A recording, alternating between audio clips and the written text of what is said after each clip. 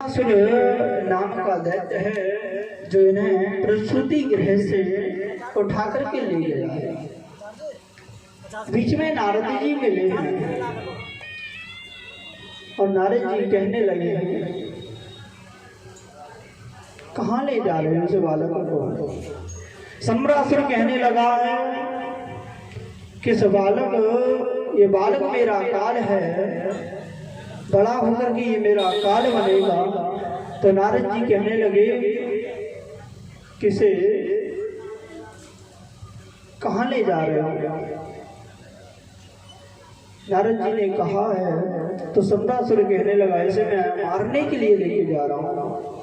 नारद जी कहने लगे मारने के लिए ले जा रहे हो, बाल हत्या लगेगी तुम्हें। तो नारद जी ने कहा मैं एक उपाय बताता हूँ जिससे तुम्हें बाल हत्या का दोष नहीं लगेगा, बाल हत्या का तुम्हें दोष नहीं लगेगा। और इस सम्रासुर से कहा है कि इस बालक को आकाश मार्ग से लेके जा रहा है सम्रासुर। तो कह दिया है ना आज नारद जी ने कह दिया है कि इस बालक को यहीं से छोड़ दो, सुता ही मर जाएगा, तुम्हें इसका दोष नहीं लगेगा। और नारद जी ने युक्ति बताई है, कहने लगे नारद जी कि सांप भी मर जाएगा और लाठी भी नहीं टूटेगी, छोड़ दो इसको। आज सम्रासुर ने ऐसा ही किया, उस बालक को भगवान के पुत्र को समुद्र में छोड़ दिया। एक मछली ने उसको निगल लिया है समुद्र में। जब मछली ने उस बालक को अपने मुख में रख लिया है, उदर में रख लिया है, तो मछली बहुत चमकने लगी है, बहुत सुंदर दिखने लगी है। और मछुआरों ने जाल डाला है, आज वही मछली उस जाल में फंस गई। परीक्षित जी हो रहा है, वो मछली उस जाल में फंस गई। और जब वो जाल में फंस गई तो सम्रासुर की पाकशाला में लेकर के वहां मछुआरे पहुंचे हैं। सुंदर मछली का रूप देख करके सम्रासुर ने बहुत सुंदर भेंट की है और पाकशाला में भिजवा दिया उसको। पाकशाला में मायावती काम करती थी, दाल भात, जो कि भगवान की पत्नी रति है, कामदेव की पत्नी रति।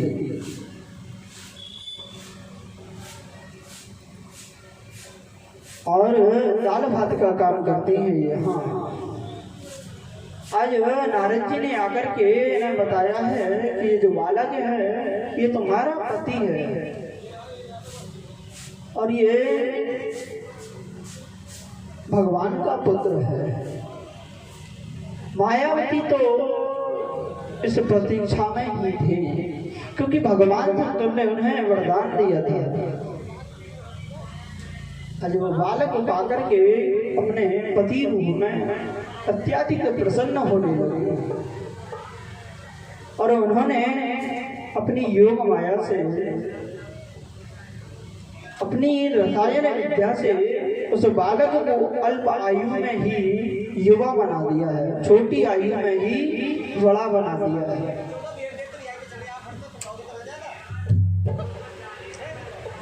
और एक दिन की बात है,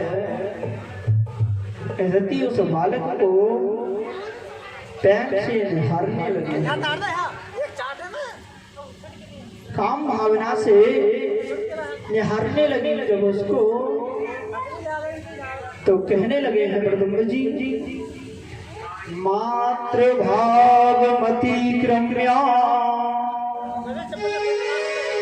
वर्त से कामनीय था। हे माता, आप मुझे कामनियों की तरह क्यों निहार रहे हैं? क्योंकि आपने मेरा लालन पालन किया है, आप तो मेरी माता हैं, फिर ऐसी दृष्टि आपकी मेरी तरफ क्यों?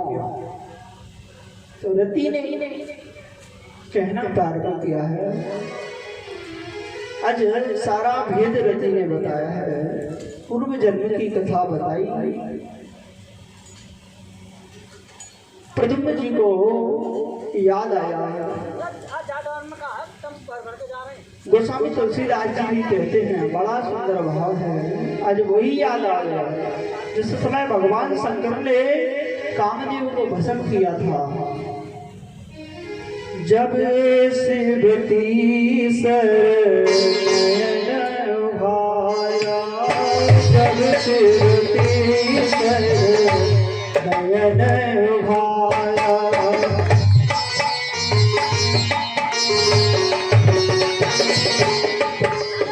चितवत काम भयो जल छारा, चितवत काम भयो जल छारा, जब शिवती शरण वारा, जब शिवती नयन वारा। श्री राम जय राम जय जय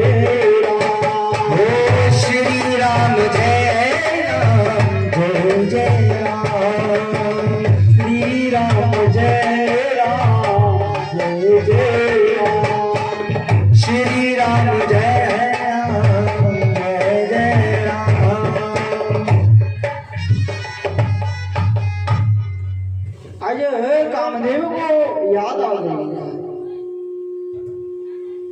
रति कहने लगे हैं, तुम्हारा स्वामी जो तुम्हारा यहाँ जन्म हुआ है वो सर्वासुर का उद्धार करने के लिए हुआ है।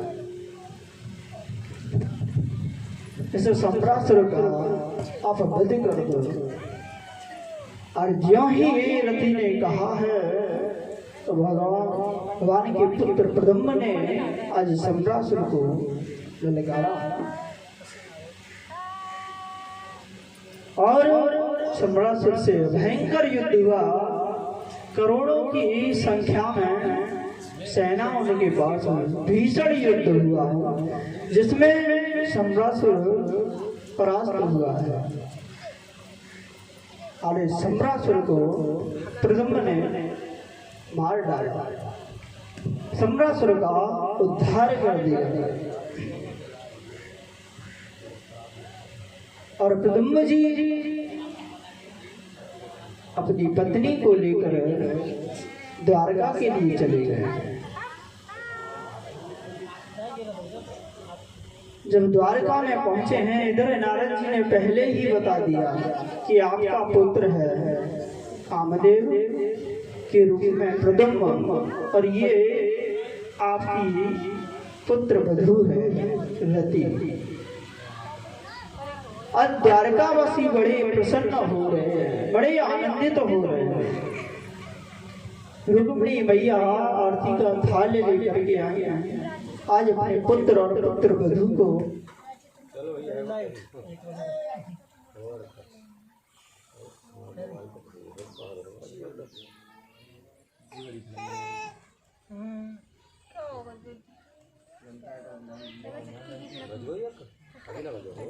पाँच मिनट है।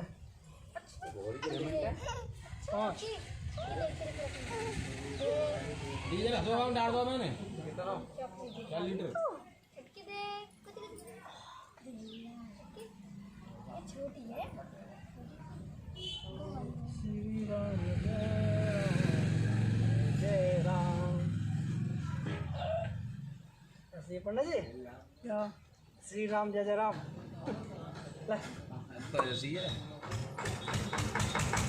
ये कान खोले रहे हैं तो मैं प्रैक्टिस महाराज जी कम सुनाई आ रहे हैं वो ठंड में भी भैया। हमारे कहने का तात्पर्य है कि आप एकांत से धोकर के कथा सुने तो पहले भगवान की आवाज कैसी लगेगी? तो भगवान की बड़ा सुंदर भाव है। आज भैया रुक्मणी ने अपने पुत्र प्रद्युम्न को देखा है, बड़े आनंदित हो रहे हैं और आरती का थाले लेकर के आए हैं और दोनों की आरती की है। महलों में लेकर के भैया रुक्मणी गई है, बड़ी प्रसन्न है। आगे सुखदेव जी महाराज वर्णन करते हैं, राजन द्वारका में एक शतरंज नाम के व्यक्ति हैं जो कि भगवान सूर्य की उपासना करते हैं और भगवान सूर्य ने उन्हें एक भगवान भास्कर ने एक मणि दी, श्यामंतक मणि, जो कि 8,000 सोना प्रदान करती है। रोज नित्य प्रतिदिन पूजा करने के बाद उसे 8,000 सोना प्राप्त होता है। एक दिन सत्राजित भगवान के दरबार में पहुंचे हैं। ऐसा लग रहा है उस मणि को धारण किए हैं सत्राजित मानो दूसरे सूर्य देव ही इस पृथ्वी पर आ रहे हैं। उनकी स्वभाव है, इतना तेज है उस मणि का, इतना प्रकाश है उस मणि में, बहुत अलौकिक दिव्य मणि है। और भगवान कहने लगे उत्तराज से,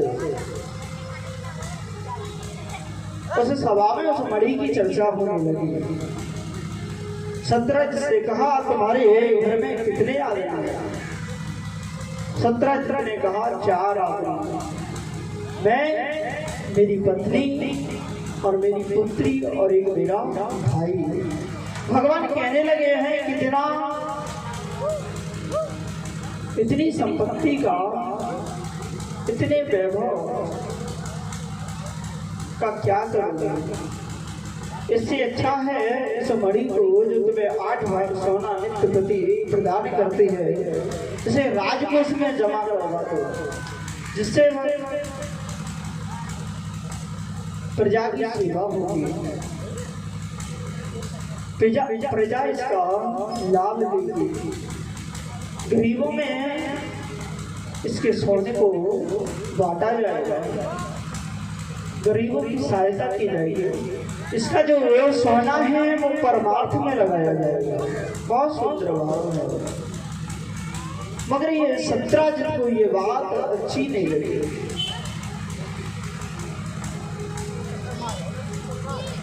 और उस मणि के लिए मना कर दिया सत्राजित, चला आया है। दूसरे दिन उस मणि को उसका भाई प्रसेन पहन करके वन में आखेट करने के लिए चला गया। जब काफी समय हो गया, शाम हो गई, रात व्यतीत होने लगी है, तो सत्राजित ने अपनी पत्नी को दरबार में जो चर्चा हुई, उस चर्चा को अपनी पत्नी से कहने लगा,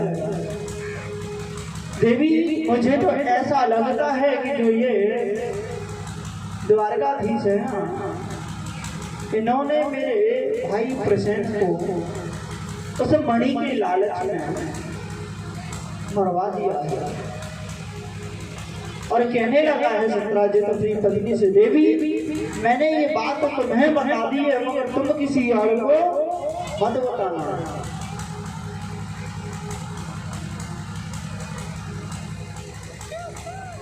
और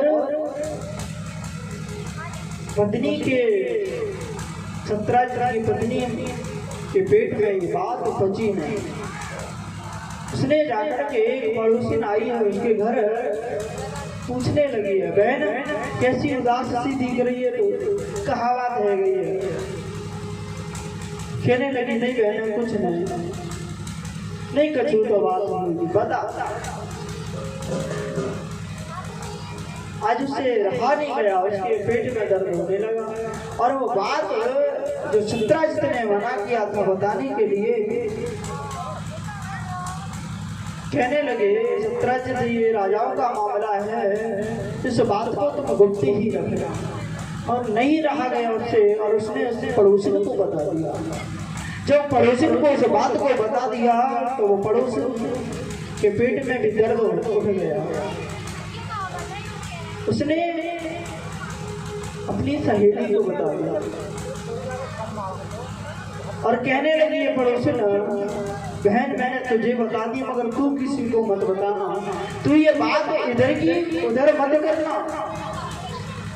उसकी सहेली कहने लगी, अरे बहन मेरे तो ऐसा भाव ही ना है कि काऊ की बात में इधर की उधर करो, मेरी ये भावना ही नहीं है। धीरे धीरे वह बात सारे द्वारका में फैल गई। अरे भगवान कृष्ण के कानों तक पहुंच गई।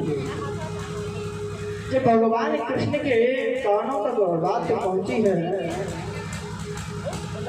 तो भगवान ने अपने साथियों को लेकर के भगवान कहने लगे, मुझे पता चला है कि अपने भाई की मौत का जिम्मेदार सत्रह मुझे मानता है और साथियों को लेकर के चल दिया वन की तरफ।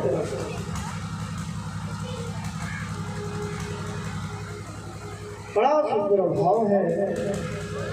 आगे देखा है भगवान ने एक सिंह मारा पड़ा है। पहले देखा है कि प्रसेन का भाई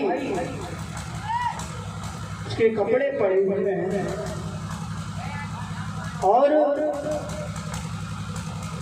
उसका शरीर का ढांचा पड़ा हुआ है। भगवान समझ गए। आगे चले हैं तो एक सिंह देखा है, एक सिंह मरा पड़ा है और सिंह के बाद में उन पैरों के चिन्हों पर देखा है कि भालू के पैर के चिन्हों पर चलते जा रहे हैं भगवान। तो एक गुफा में उस गुफा में अत्याधिक प्रकाश हो रहा है, बहुत प्रकाशित हो रही है गुफा। और अपने साथियों से कहकर भगवान कहने लगे, साथियों तुम अभी यहीं रुको, बाहर मैं अंदर जाता हूँ। सेना साथी सब मना कर द्वारकाधीश से मगर भगवान नहीं माना और भगवान उस गुफा में प्रवेश कर गए। जब भगवान उस गुफा में प्रवेश कर गए देखा है एक कन्या है कि जो उस मणि से खेल रही है। आज भगवान ने उस कन्या से उस मणि को लेने की इच्छा प्रकट की है। इतने में जामवंत जी आ गए। वो कन्या कोई और नहीं है, जामवती, जामवंत की पुत्री। जब भगवान ने उस मणि को लेना चाहा तो जामवंत जी कहने लगे, कौन हो तुम?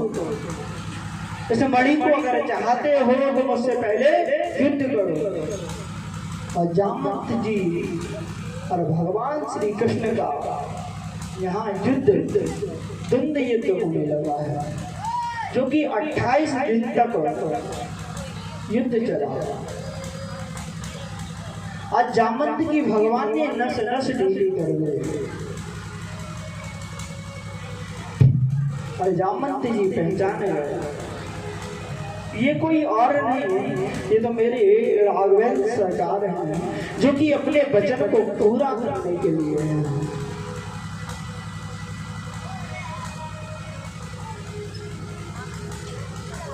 बड़ा सुंदर भाव है। जिस समय भगवान राजा बने हुए हैं तो सबको उपहार दे रहे हैं। रामचंद्र जी सुग्रीव को भी दिया, विभीषण को भी उपहार दिया भगवान ने, और भगवान के साथ में जो भी उनके सखा थे सबको उपहार दे रहे हैं। जामवंत का नंबर आया तो भगवान से जामवंत जी कहने लगे, भगवान मुझे कुछ नहीं चाहिए। भगवान कहने लगे कोई बात नहीं, कुछ तो ले लो।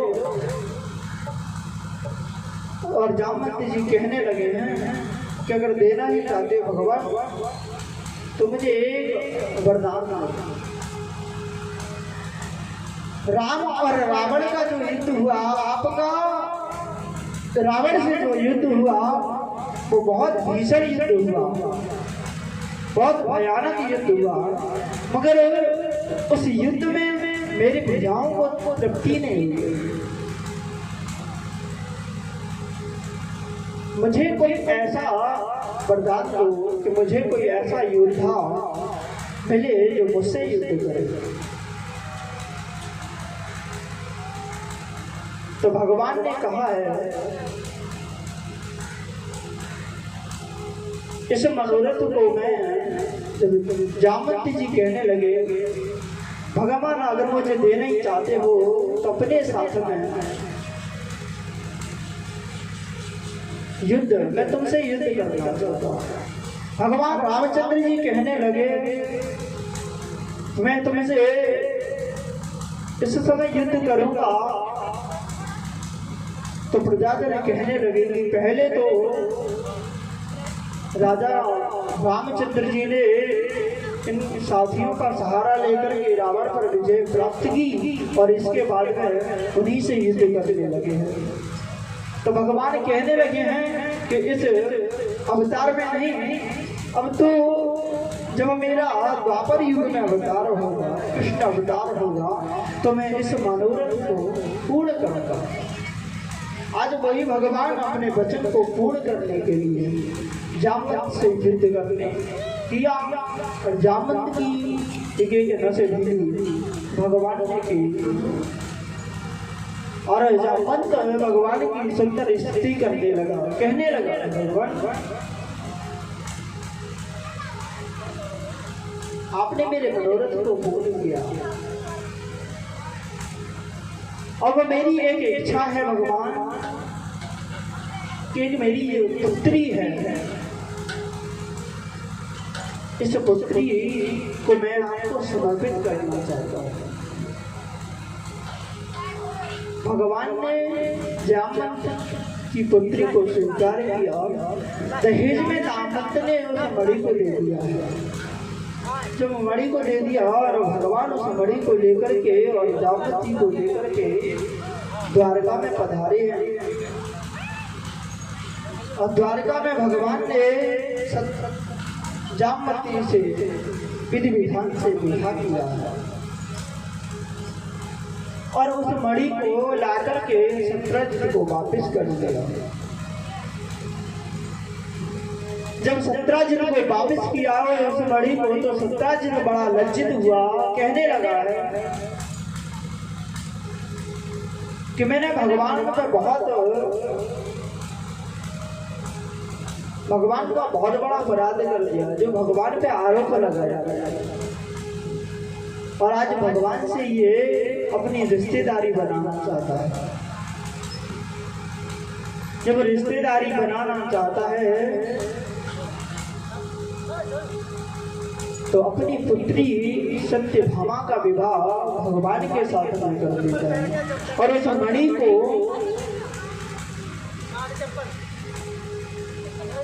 दे देता है दहेज में, मगर भगवान उस मणि को लेते नहीं हैं।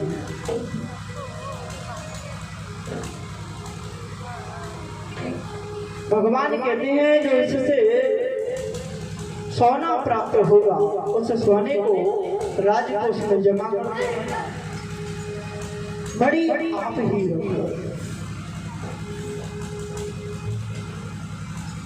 आज भगवान ने सत्यभामा से विधि विधान से विवाह किया, बहुत सुंदर है। परीक्षित जी महाराज, भगवान के कितने विवाह हो गए? 3। चौथा विवाह भगवान ने कालिंदी से किया है। एक बार यमराज जी की बहन कालिंदी, जिन्हें जमुना कहते हैं, भगवान की तपस्या कर रहे थे, भगवान को पति रूप में प्राप्त करने के लिए भगवान एक बार अर्जुन के साथ में यमुना के किनारे घूम रहे थे। उसी समय अर्जुन ने जाकर के कालिंदी से पूछा है, देवी क्या कर रही हो तुम,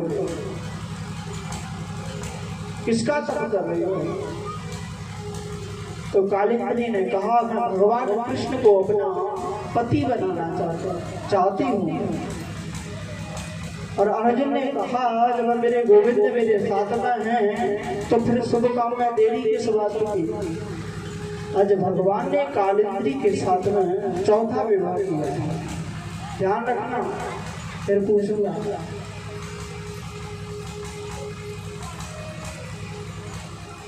द्वारकाधीश भगवान की कालिंदी से विवाह किया है। और आगे चल करके भगवान ने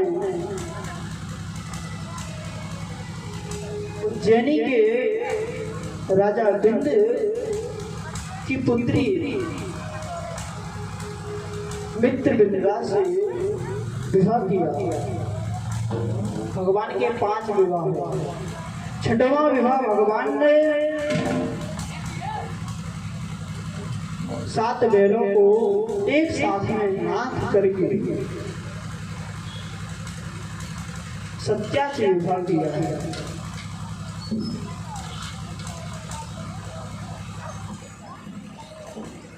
और 7वां विवाह मेरे भगवान ने भद्रा से किया है। अपनी बुआ सुतकीर्ति की पुत्री भद्रा से भगवान का विवाह हुआ। 8वां विवाह भगवान ने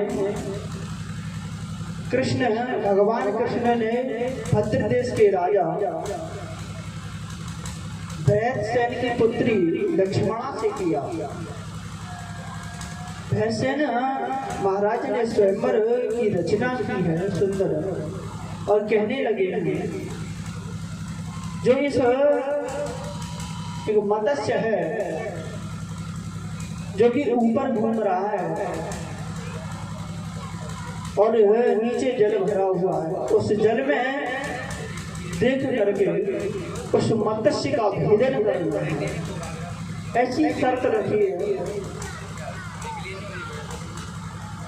तो कोई राजा इस कार्य को नहीं कर पाया और भगवान ने धनुष से उस मत्स्य का भेदन कर लक्ष्मणा से विवाह किया।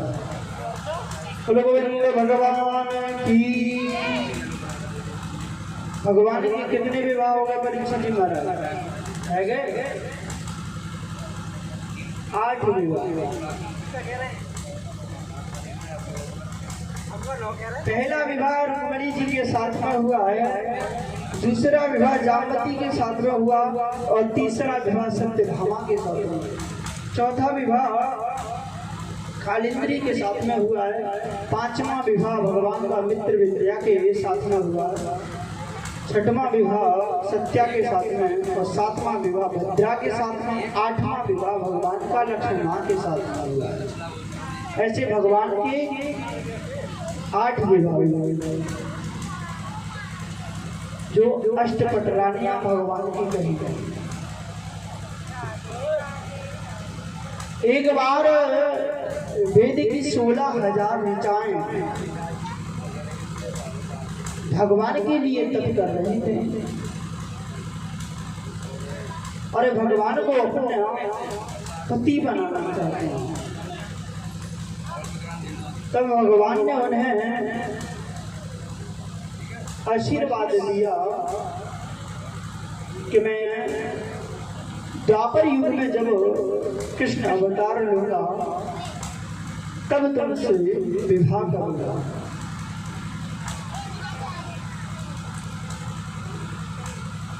और एक राक्षस भौमासुर है जो कि भौमी का पुत्र है, उसने 16,100 कन्याओं को बत्ती के में डाल दिया। जब 16,108 कन्याएं हो जाएंगी तब वो विवाह करेगा। बड़ा दुष्ट है। भौमासुर भूमि का पुत्र है और भूमि का अवतार सत्यभामा है। भगवान ने एक बार सत्यभामा से कहा है, जब जानकारी हुई है कि भौमासुर पृथ्वी का पुत्र है तो मैया पृथ्वी कहने लगे, भगवान तुम मेरे पुत्र को मारोगे, तुम मेरे पुत्र को मारोगे। तो भगवान ने कहा नहीं, मैंने सुना है ब्राह्मणों से, ज्योतिषियों से मैंने सुना है। तो सत्यभामा से भगवान कहने लगे, जब तक देवी तुम नहीं कहोगी तब तक मैं तुम्हारे पुत्र को भौमासुर को नहीं मारूंगा। और भौमासुर के अत्याचार से आज सत्यभामा के कहने पर भगवान ने भौमासुर को मार करके उन्हें राजकन्याओं की रक्षा की है, उन्हें उसकी कैद से मुक्त किया है और उसके पुत्र को राज देकर के इन 16,000 कन्याओं को मुक्त किया। तो ये कन्याएं कहने लगी हैं, भगवान हम कहाँ जाएं, किस तरफ जाएं, हमें कौन अपनाएगा इस संसार में।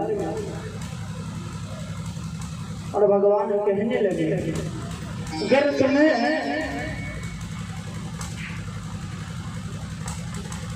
आपत्ति ना हो, संसार वालों कुछ भी कहें, अगर तुम्हें आपत्ति ना हो तो तुम सब हमसे विवाह करो। और भगवान ने उन 16,100 ऋचाओं से द्वारका में एक साथ विवाह किया। इस प्रकार भगवान के 16,108 विवाह पूरे हुए। बोलो बड़े भगवान की जय, द्वारकाधीश महाराज की जय हो। बड़ा सुंदर है। आगे सुखदेव जी महाराज कहते हैं, परीक्षित एक दिन की बात है, भगवान की सेवा लक्ष्मी जी कर रहे हैं, रुक्मिणी जी कर रहे हैं, पंखा झड़ रही है, भगवान के पीछे खड़े हो गए। भगवान के मन में बड़ा सुंदर भाव आया और लक्ष्मी जी को देखने लगे, रुक्मिणी जी को निहारने लगे, कहने लगे, भगवान की बात कर रहा हूं। देखा है भगवान ने लक्ष्मी जी इतनी सुंदर है, बहुत अद्भुत रूप है लक्ष्मी जी का। जब लक्ष्मी जी हंसती हैं बड़ा सुंदर भाव। तो भगवान सोचने लगे हैं कि मुस्कुराने में ये बहुत सुंदर लगती हैं, जब क्रोध आता है तब कैसी लगती है, चलो देखते हैं। तो भगवान पर हाथ करने लगे, हाथ पर हाथ करने लगे उनके साथ में और कहने लगे, देवी तुमने मेरे साथ में विवाह किया, क्यों किया गया? अरे कितना सुंदर, इतनी सुंदर हो तो कितनी सुशील हो, तो मैं तो शिशुपाल से तुम्हारा विवाह हो रहा था, तुम्हारा भाई विवाह कर रहा था शिशुपाल से। और लक्ष्मी जी की तरफ भगवान देखते जाए, अभी क्रोध नहीं आया। मैं तो कहीं का सूरवीर भी नहीं हूँ, जरासंध के भय से मैं इस समुद्र में रहता हूँ।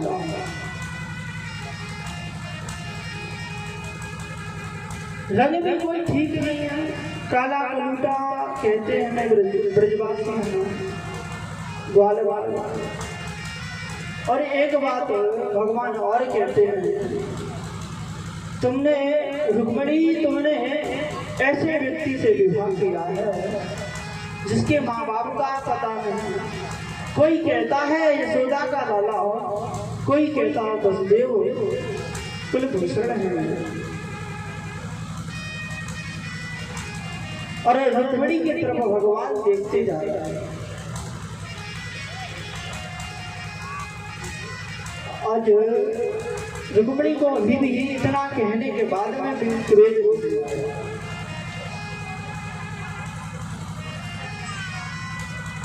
भगवान कहने लगे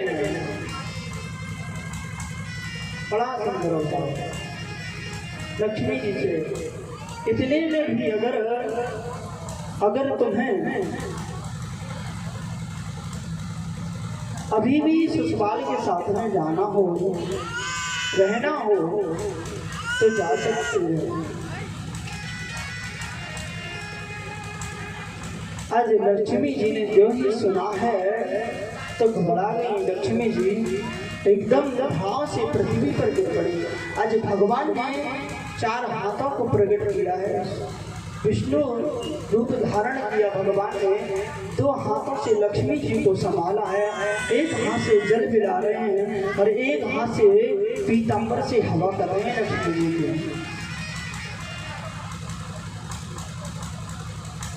आज लक्ष्मी जी को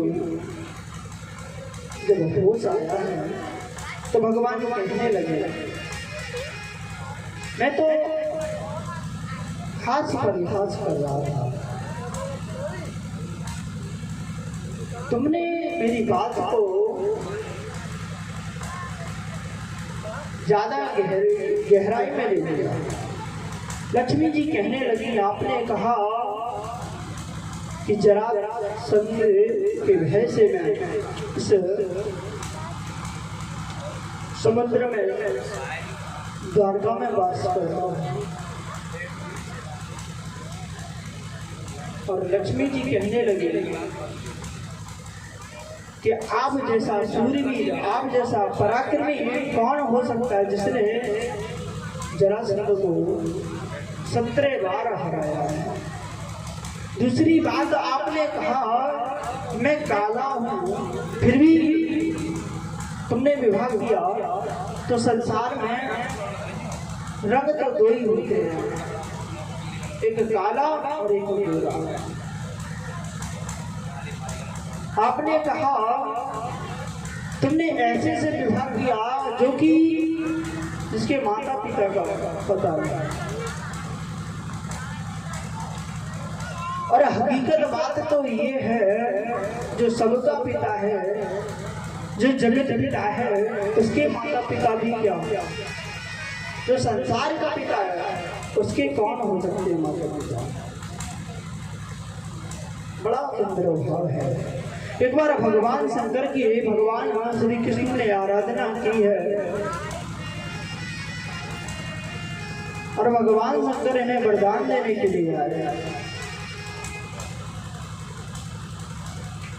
तो भगवान ने भगवान शंकर से 10 पुत्र मांगे हैं। कहा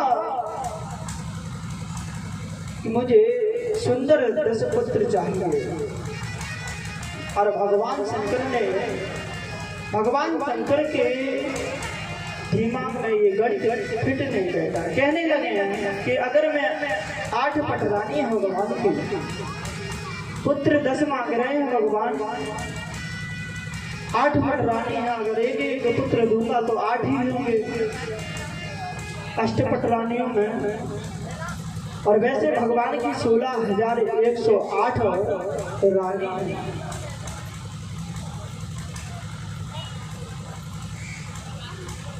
तो भी बंटवारा नहीं हो रहा है। और भगवान शंकर के आज मन में आया तो कह दिया भगवान शंकर ने कि प्रत्येक रानी से 10-10 पुत्र और एक पुत्री होगी।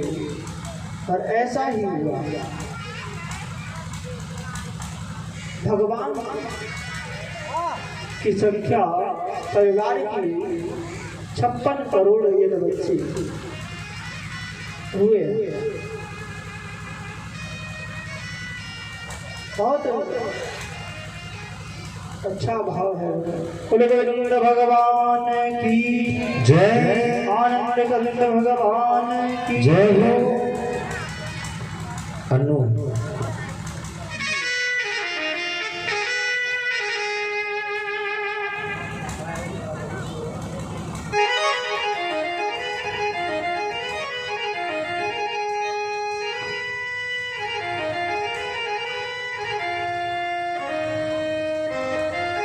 आगे कि राधे तेरे चरणों की, कि राधे तेरे चरणों की, और गारे भूल जो मिल जाए मैया तेरे चरणों की। राधे तेरे चरणों की, गारे भूल जो मिल जाए मैया तेरे चरणों की। ओ राधे तेरे चरणों की, गारे भूल जो मिल जाए राधे तेरे चरणों की, गारे भूल जो मिल जाए।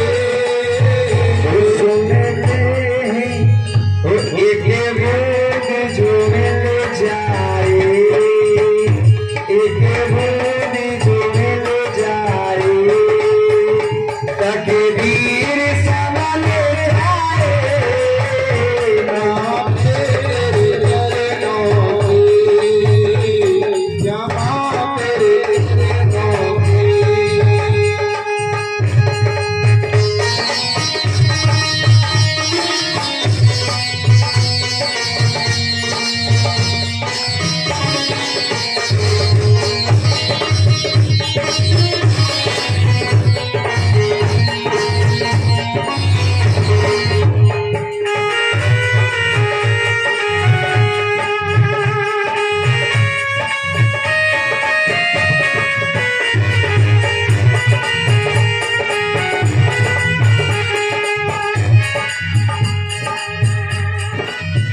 सुनते तेरी रहमत दिल रात बरसती है,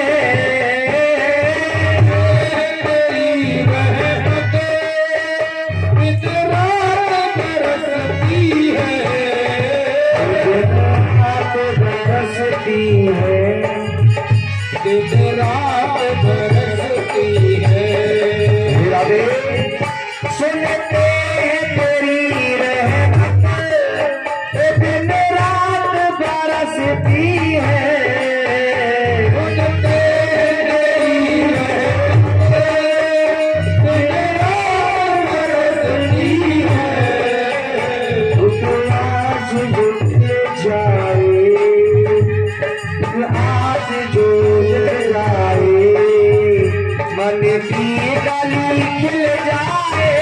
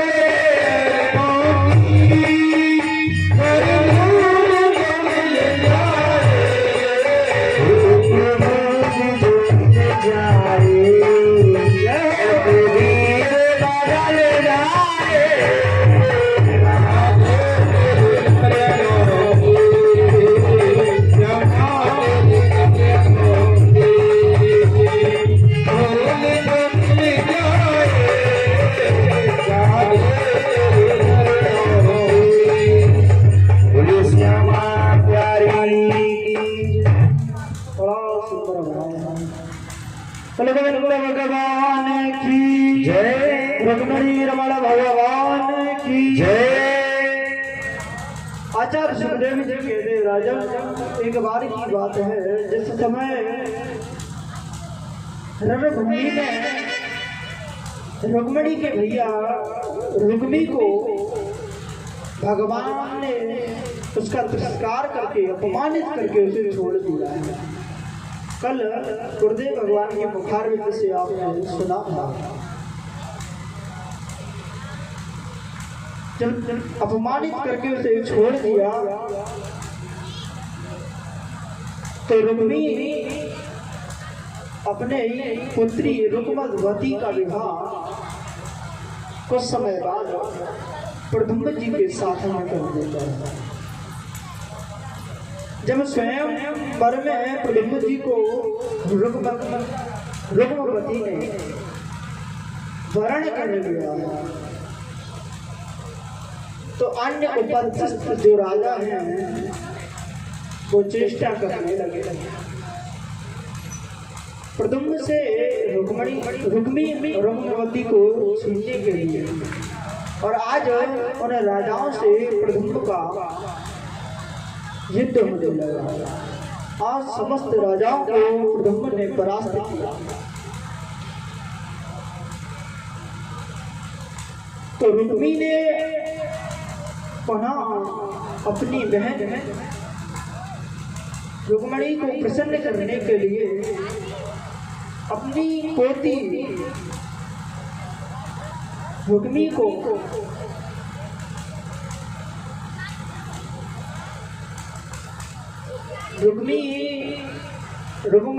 रुक्मिणी की भतीजी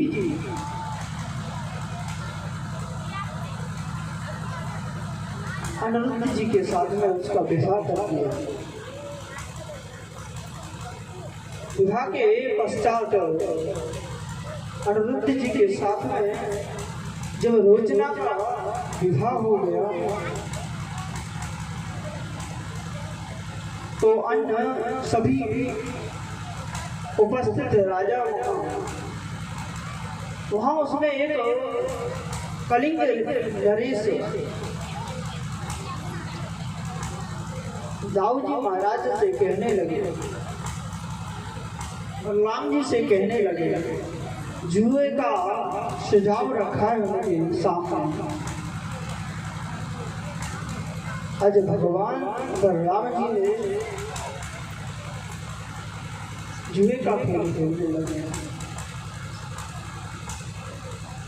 और खेलते खेलते जुआ में भगवान बलराम जी ने कई बार जीतने के बाद 1,00,000 मोहरों को दांव पे रख दिया है और भगवान बलराम जी जीत गए।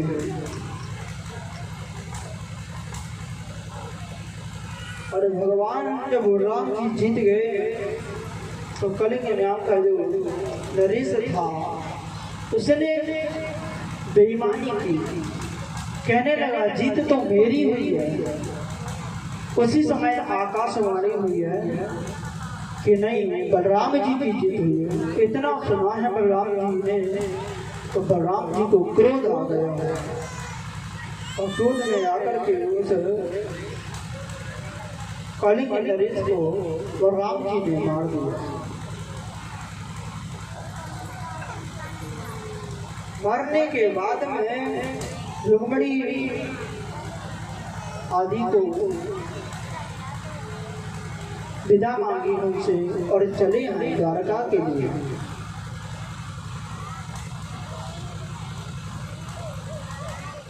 आगे भगवान के कहने पर भगवान से परामर्श लेने के बाद में बलराम जी जनकपुर के लिए चले गए। और एक बार क्या हुआ कि बाणासुर की पुत्री ने स्वप्न में अनिरुद्ध जी को देखा है और अपनी सखी उषा से कहने लगी बहुत बाणासुर की पुत्री उषा ने अनिरुद्ध को स्वप्न में देखा है। चित्रलेखा से कहने लगी है और सुंदर उषा ने चित्र बनवाया है। पहचाना है, कहने लगी है चित्रलेखा कि भगवान के ये पौत्र अनिरुद्ध का चित्र है और योग शक्ति के द्वारा अनिरुद्ध जी को द्वारका से हरण कर लिया है। अनिरुद्ध जी का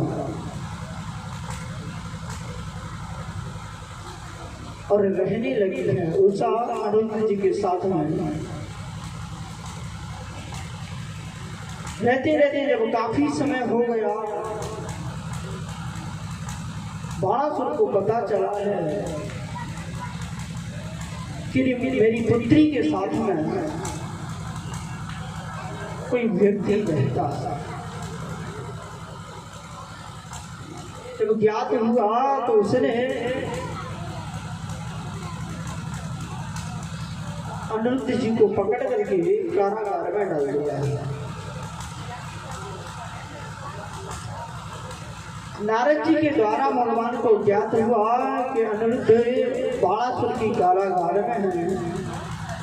तो इधर द्वारका वासी यदुवंशियों ने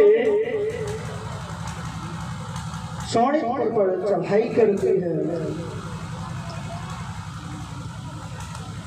और चढ़ाई करने के बाद युद्ध होने लगा है। आज भगवान शिव और भगवान के वैष्णव भक्तों में युद्ध होने लगा। अंत में बाणासुर को भगवान ने परास्त किया और भगवान शंकर के कहने पर बाणासुर ने अपनी पुत्री उषा का विवाह अनिरुद्ध जी के साथ में कर दिया। भगवान कृष्ण अनिरुद्ध को और उषा को लेकर के द्वारका में बोले द्वारकाधीश भगवान की जय हो। राधिका रानी सरकार की जय हो। बड़ा सुंदर भाव है। एक बात बार की बात है, भगवान अपने राजकुमारों के साथ में यदुवंशी राजकुमार के साथ में बगीचे में घूमने के लिए गए, एक उपवन में घूमने के लिए। तो वहां उन्होंने एक गिरगिट को देखा है, एक कुएं में पड़ा है। आकर के भगवान को उन राजकुमारों ने बताया है बहुत भारी गिरगिट के कुएं में पड़ा हुआ है। भगवान उस कूप के पास में गए और उस गिरगिट का स्पर्श किया तो दिव्य स्वरूप में वो परिणित हो गया। शंख चक्र गदा धारण किए, दिव्य गंधर्व बन गया, भगवान का पार्षद बन गया और भगवान की प्रार्थना करने लगा। नमस्ते सर्वभावाय ब्राह्मणो अनंत सत्य कृष्णाय वासुदेवाय जीवानां पतये नमः। भगवान ने पूछा है कौन है आप? कहने लगा भगवान मैं किसी जमाने में राजा मृगधर, मैं प्रतिदिन गायों का दान करता था, इतनी गायों का दान करता था कि कोई आकाश के तारों को तो गिन सकता है, मगर मेरी की हुई दान की गई गायों की गिनती नहीं कर सकता। कोई पृथ्वी के कणों को तो गिन सकता है, मगर मैंने इतनी गायों का दान किया है, उनका दान नहीं कर सकता। मैं बहुत बड़ा भगवान दानी था, भगवान कहने लगे तो जब इतना बड़ा दानी था तो फिर गिरगिट योनि में कैसे आया? भगवान कहने लगे हो सकता है कि तूने कहीं बूढ़ी ठेली गायों को दान किया होगा। तो कहने लगा कि नहीं, मैंने सुंदर गायों का दान किया है, दूध देने वाले उनके नीचे बच्चा सुंदर उनके सींगों को मढ़वा करके उनके खुरों को चांदी में मढ़वा करके मैंने ब्राह्मणों को दान दिया। तो भगवान कहने लगे तो बता फिर इतनी गायों का दान करने के बाद में भी तुझे गिरगिट योनि मिली, क्या कारण? कहने लगा भगवान एक बार मैंने एक गाय को एक ब्राह्मण को दान की और वो गाय मेरी गायों में आकर के मिली। मैंने उस गाय को दूसरे ब्राह्मण को दूसरे दिन दान में दे दिया। जब वो पहले वाले ब्राह्मण ने उस गाय को मेरी गाय में मैंने जिस ब्राह्मण को दान किया था उस पर देखा तो कहने लगा ये राजा ने मुझे दान में दी थी ये गाय। तो जो दोबारा में मैंने जिस ब्राह्मण को दान की थी वो गाय, वो कहने लगा नहीं, मैं तो अभी राजा से लेकर के आया हूँ इस गाय का। पहले वाला ब्राह्मण कहे नहीं, ये गाय राजा ने मुझे दान में दी।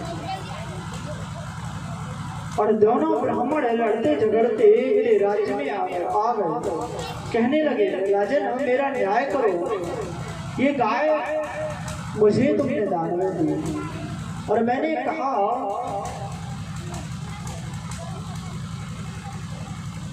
उनसे कि तुम दूसरी गाय ले लो। तो वो दोनों ब्राह्मण कहने लगे नहीं, मैं तो इसी गाय को लूंगा।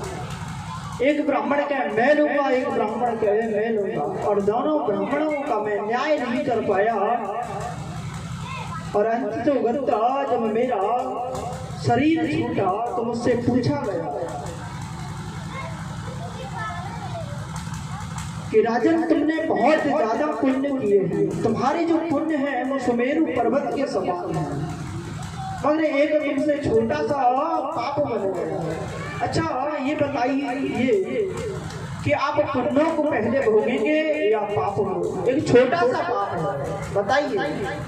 तो मैंने सोचा कि छोटा सा पाप है उसको मैं भोग लेता हूँ पहले, इसके बाद में पुण्यों को भोगता रहूंगा।